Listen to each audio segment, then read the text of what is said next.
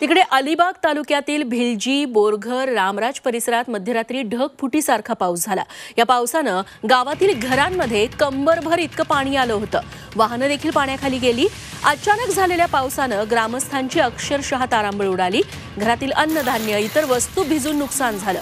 गावाशेजारून छोटी नदी वाहत असल्यानं ग्रामस्थ घाबरलेले होते। रात्री 1 वाजण्याच्या सुमारास जोरदार पावसाला सुरुवात झाली आणि फक्त अर्ध्या तासात गावात कमरे इतकं पाणी आलं। पहिल्यांदाच असा पाऊस झाल्याचं इथले ग्रामस्थ सांगतात। तेव्हा अलिबागमध्ये देखील काल रात्री ढगफुटीसारखा पाऊस झाला। आज दिवसभर देखील इथं पावसाची रिपरिप सुरूच होती।